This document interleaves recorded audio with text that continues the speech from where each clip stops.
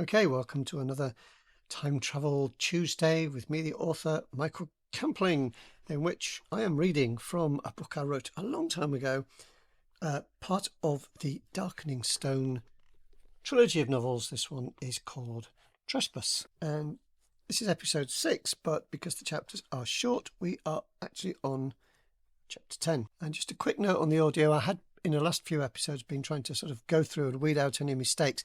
I'm finding that it's taking me far too long, so I'll probably just record them as live, which means I will have another go if I get something wrong. So apologies in advance, because there's bound to be something. Okay, Trespass, read by the author Michael Campling, chapter 10, 2010. I stood looking up at her, tried to think what to say.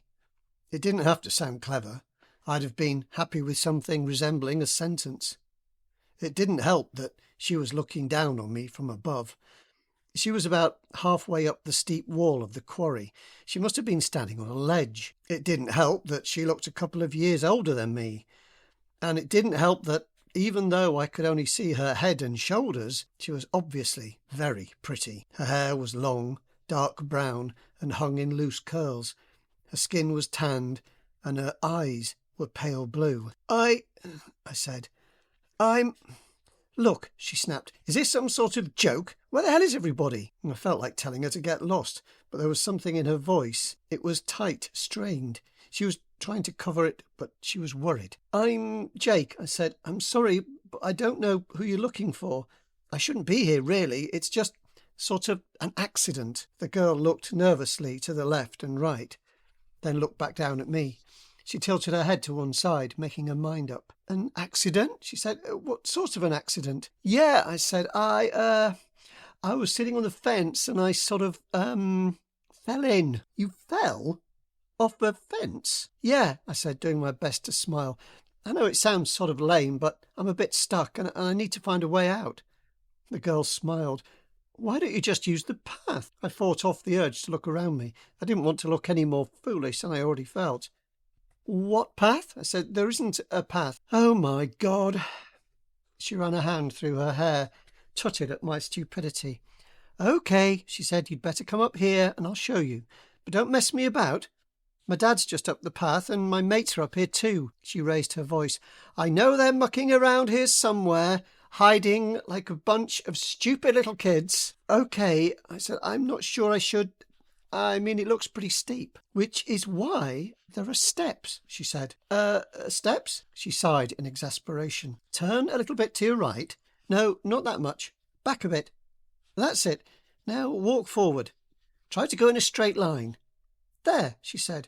What do you see? As I followed her instructions, my cheeks felt hotter and hotter. I couldn't seem to walk 2 steps without stumbling. I approached the quarry slope and all I could see was ferns and grass and wild flowers. She was winding me up. I said, all I can see is... I was about to tell her what I thought of her when I noticed something too regular in the way the plants were growing up the slope. I reached out, pushed the fronds of a fern to one side. Steps, I said, and there they were. True, they were completely overgrown, and if she hadn't told me they were there, I'd never have found them. But there they were. Climb up, she called, and try not to fall off. Chapter 11, 3500 BC. Tellen waited. It was almost dawn, but the shadows under the trees at the edge of the pit did not seem to be growing any paler. He shifted his weight gently from foot to foot. He had been standing still too long. He must press on. He looked to the east, but there was no reassuring glimmer of light. He touched the talisman he wore at his throat. His father had given it to him when he became a man. It had given him courage in the past, and he needed it more than ever now. He faced the pit and squared his shoulders. Somewhere in there, Berlik was prowling with murderous hatred in his heart, and he must be stopped. If Berlik was banished, he didn't know what would happen to Skimrian, but he could not stand by and see his sister suffer any longer. He could do it. He could stop Berlik somehow. There was still a little time. Berlik probably wouldn't do anything until first light, and while Berlik was stronger than him, Tellen was far stealthier than Berlik could ever be. He took a step toward the pit. That was where he must go. This was his time to strike. Chapter 11, 2010. The steps were steep and covered with undergrowth, lush, leafy and knee-deep. With each step I crushed the stems underfoot. They crunched and squeaked, releasing a fresh green smell that reminded me of sliced cucumber. It was pleasant for a while, but the trampled leaves were slippery. The first time I slipped, I flailed my arms to recover my balance and let out a little nervous laughter. The second time I swore under my breath. I thought I heard contemptuous laughter from above. I couldn't see the girl, but the thought of her listening to my stumbling progress made me even clumsier. I don't know how many times I slipped and staggered, but eventually I fell hard onto my hands and knees. As I tried to stand, my right foot lost its grip again and I cracked my shin on the sharp edge of a stone step. I was a fury of frustration, spitting, sweating and swearing for all I was worth. I planted my feet more carefully, rolled over into a sitting position and took a couple of deep breaths. "You all right down there?" I didn't answer. Are you there?" And there it was again, the tension in her voice, the hint of fear. And what a weird question. "Of course I'm here," I said. "Where do you think I could have gone? Flown away?" "Oh, good," she said. "Look, it's okay. The last bit's easier. The steps aren't so worn away. Keep climbing. When you get up here, I'll show you something." "Best offer I've had in a long time," I said. And this time her laugh was genuine. I smiled. I couldn't quite believe I was delivering wisecracks to a girl who was clearly out of my league. Perhaps it helped that we couldn't see each other. Perhaps she just appreciated my jokes. Only one way to find out. I turned around and stood up. It was time to show these steps who was boss. On the next step, instead of gingerly feeling for a step and flattening the undergrowth, I just guessed where the step would be and kicked my foot into it. I felt my trainers grip the thin covering of gritty soil, and I strode upwards. In seconds I could see the top, and the girl was right. These steps were not so overgrown. A moment later, I was stepping onto a surprisingly wide, flat ledge, and there she was, sitting in the sunshine, leaning back against the slope of a low, grassy bank, her legs stretched out on the ground in front of her. She was wearing a pair of green dungarees over a white T-shirt that showed off her sun-tanned arms. "Hey," she said, "you made it." And when she smiled, I knew I'd been wrong to think she was pretty. She was gorgeous. And I'd been wrong about her age, too. She was at least 3 years older than me, probably in a sixth form somewhere. I didn't know what to say. "I don't know how it got so overgrown," she said. "It wasn't like that before." "Really?" I said. "When did you last look?" "Yesterday," she said, and she frowned. "At least, I think. It didn't look so bad anyway." I said, "Well, it was easy, really." She rolled her eyes. "Oh," she said, "that wasn't you I heard swearing your head off then?" "Ah, sorry, She smiled. "No need to be. I think you might have taught me one or two that I hadn't heard before." "Oh, yeah," I said. "I learned to swear in the Scouts. They gave me a special badge." And when she laughed, it wasn't like the irritating giggling of the girls in school. It was warm and free.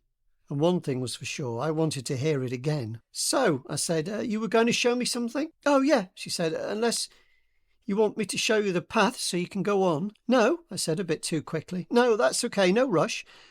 I can hang around for a while if that's, okay with you." "Oh, sure," she said.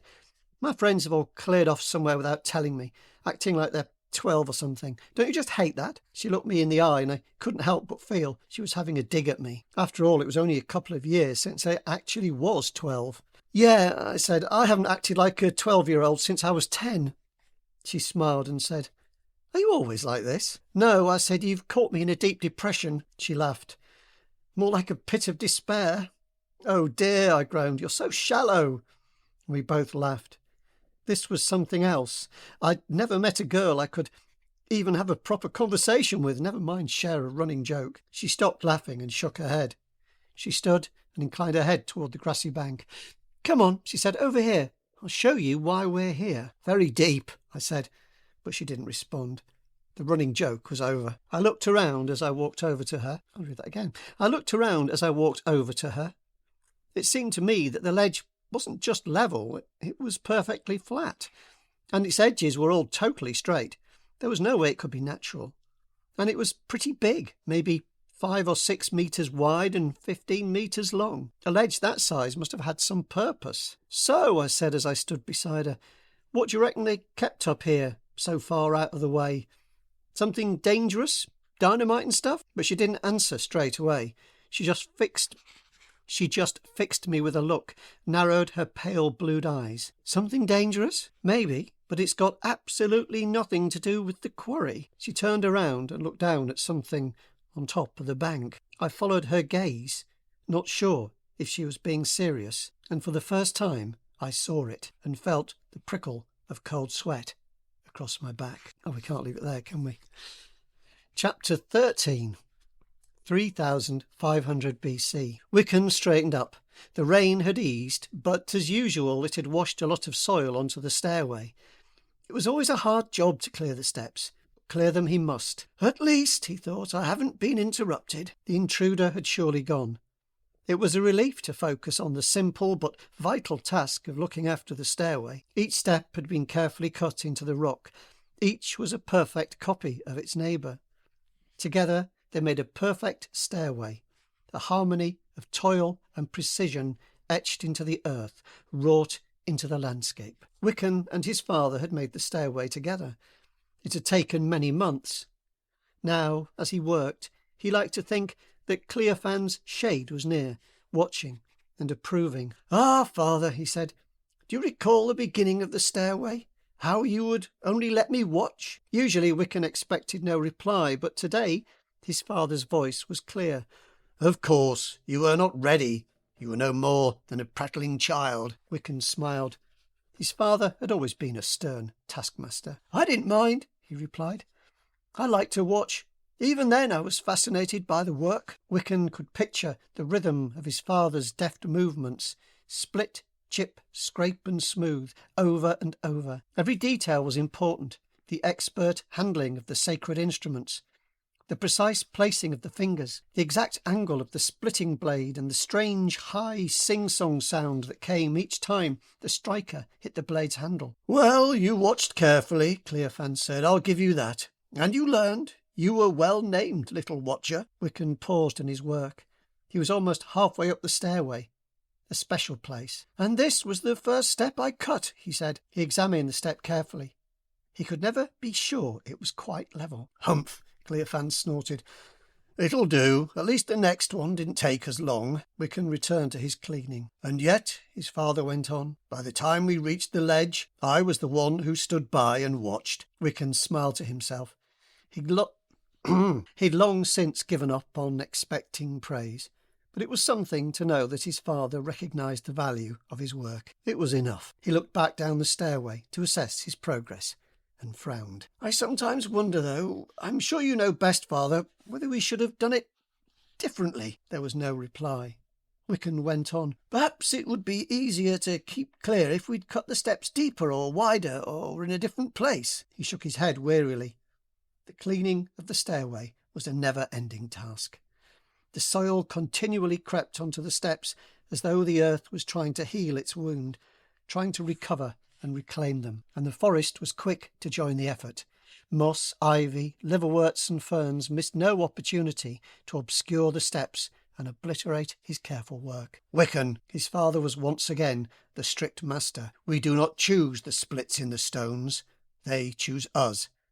And now that the stones have allowed us this sacred stairway, it must be preserved." "Yes, father, you are right, of course." "And let us not forget, there is good reason to keep the steps clear." Wiccan nodded. Even when clear, the stairs were so narrow as to be treacherous. It was even harder in the weak grey light before the dawn, but that was the time when he must climb them each and every day. "The difficulty of the climb," his father continued, "is a daily test that you must pass." Wiccan nodded thoughtfully.